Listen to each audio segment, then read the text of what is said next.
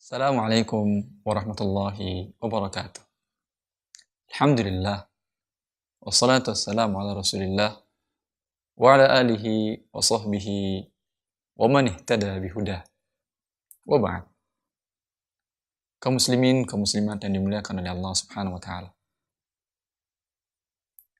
Fenomena kaum muslimin yang hidup pada masa sekarang, masa di mana Allah membukakan khazainul ard, perbendaharaan bumi menjadi kekayaan bagi manusia, sehingga semua orang tergiur untuk bisa merasakan keindahan hidup di dunia. Berbagai cara mereka lakukan, berbagai strategi mereka buat agar bisa merasakan sebagian dari nikmat hidup di dunia ini seperti dirasakan oleh orang-orang. Dan tidak jarang yang kita temukan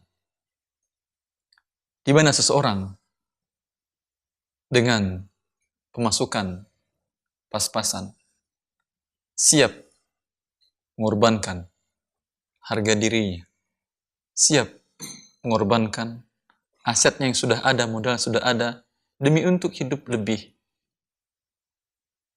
layak atau lebih indah menurut mereka. Terkadang riba pun mereka lakukan dalam bentuk utang piutang yang mereka ajukan ke lembaga-lembaga yang umumnya adalah lembaga ribawi. Siapa yang mengajarkan kita seperti ini? Kita sebagai seorang muslim yang menjadi qudwah dan uswah kita, teladan kita Rasulullah SAW. Kapan Rasulullah SAW itu beliau berhutang? Adakah riwayat yang menjelaskan beliau berhutang untuk bangun rumah? Berhutang untuk membeli kendaraan mewah? Berhutang untuk bersenang-senang, berpelesiran ke sana dan kemari? Beliau memang pernah berhutang, tapi lihat kapan beliau berhutang. Ishtara ta'aman li ahlihi warahanahu dir'ahu. Beliau membeli makanan, ingat, makanan yang dibeli beliau. Untuk siapa makanan? Untuk keluarganya. Dan beliau gadaikan baju besinya. Ini berarti jual beli yang tidak tunai dengan cara hutang, tapi makanan yang beliau beli. Dan kapan lagi beliau berhutang?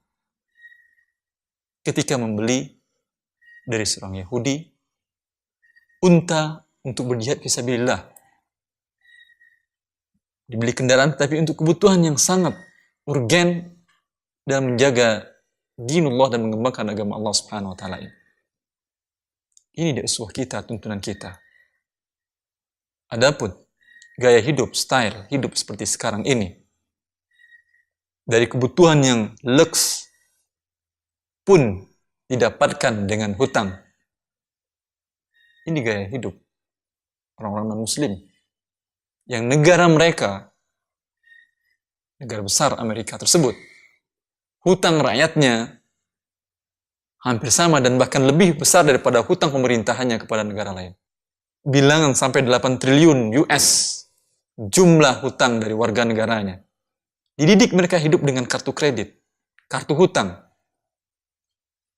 Tapi kita, muslim, mempunyai gaya hidup sendiri, tidak gampang diombang-ambingkan dengan melihat gaya hidup orang lain.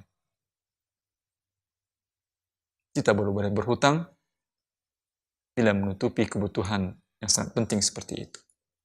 Kemudian adab berhutang ada, wahai muslim dan muslimah, yang memang harus memenuhi kebutuhannya dengan cara berhutang. Rasulullah mengingatkan, matalul ghani zulmun. Orang yang mampu membayar hutangnya lalu menunda-nunda, ini adalah sebuah kezaliman. Bila Anda berhutang dan memiliki kelapangan, secepatnya dibayar hutang tersebut. yang Rasulullah berlindung dari hutang ini, tidak nyaman hidup beliau dengan hutang tersebut. Meminta perlindungan kepada Allah Subhanahu wa taala dari hutang. Bagaimana kita umatnya tidur dengan hutang, bangun dengan hutang, berjalan dengan hutang, duduk dengan hutang, berdiri dengan hutang, semua dengan hutang, dan merasa lega hidup ini. Pikirkan dengan baik. Setiap saat melambatkan penunaian pembayaran hutang, sebuah kezaliman, kata Rasulullah. Tahu kita arti sebuah kezaliman? Menganiaya orang. Orang yang telah berbuat kepada Anda, memberikan pinjaman kepada Anda, membantu, memudahkan kehidupan Anda. Ketika Anda mampu membayar, sengaja Anda tunda. Kezaliman. Tahu, kalau orang yang dizalimi ini berdoa kepada Allah, dan doa dia dengan Allah tidak ada pembatas sama sekali.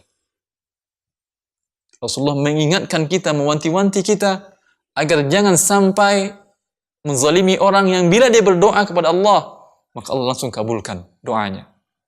Apa jadinya Anda? Bila orang yang Anda tunda pembayaran hutangnya dengan sengaja dan Anda mampu berdoa kepada Allah, karena merasa sempit hidupnya dia butuh uang di saat itu dalam keadaan butuh sekali, tertahan karena di tangan Anda dan Anda mampu bayar dan belum Anda bayar, lalu berdoa kepada Allah, apa jadinya Anda? Sampai pun dalam syariat, bila seseorang yang telah diingatkan akan ancaman Allah dengan yang gaib ini, belum lagi merasa berhenti dari menzalimi orang-orang ini yang telah berbuat baik ini, ada ancaman lain. Boleh nama baiknya dicemarkan, dimasukkan ke dalam daftar hitam, agar kaum muslimin tidak dizalimi juga oleh orang ini. Bila sanksi maknawi, imateri ini belum menghentikan gerak dia dari kezalimannya, ada lagi sanksi yang lain.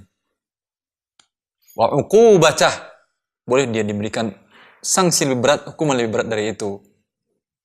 Sufyan bin Uyainah mengatakan, ai al-habsu, boleh diadukan ke pengadilan dan dipenjara.